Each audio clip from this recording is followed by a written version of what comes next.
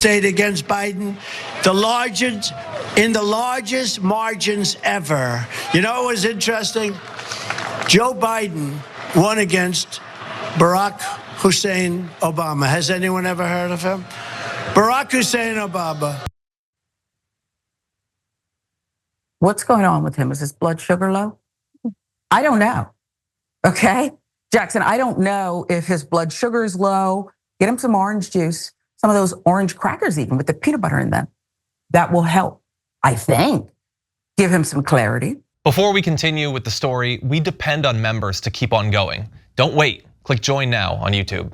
He's just obsessed with Obama. You got to stop it. Obama is probably right now enjoying a bath in his Martha's Vineyard mansion, right on the water.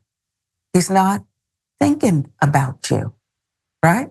And there you are again. He then fell into his favorite role, which is victim. Listen. Now, I'm being persecuted, I think, more than anybody, but who the hell knows?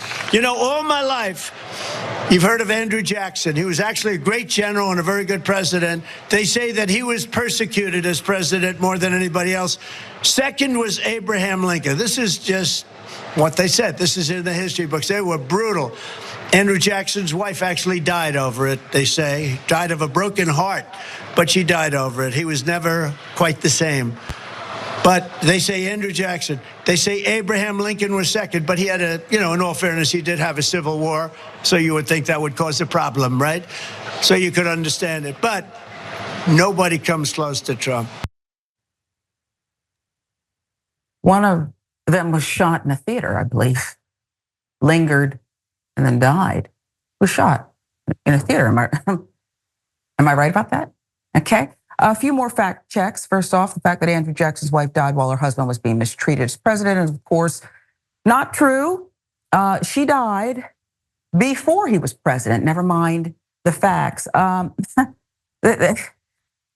must we keep pointing out the lies? Or perhaps he wasn't a good history student. He rewrites it all the time. I'll give you the last word on this one, Jackson.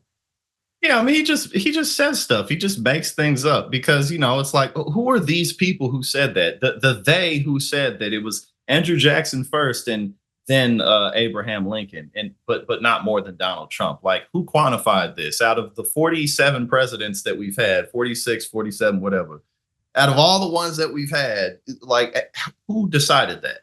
Because this sounds like an opinion at the end of the day that many historians wouldn't necessarily arrive to the same conclusion on.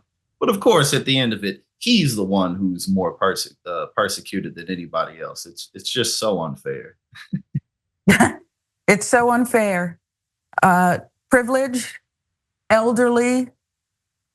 I think he was probably a C student. He's never going to release the transcripts, but I can just telltale signs, okay? And by the way, I went to school with some people like him.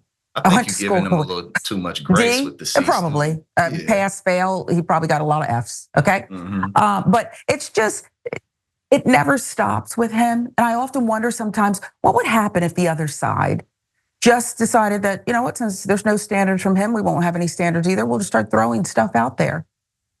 That would be more chaos. And I know who would get blamed, even if both sides were fully immersed in lies. One side would get blamed and Trump would probably be victorious. But it's just something that crossed my mind.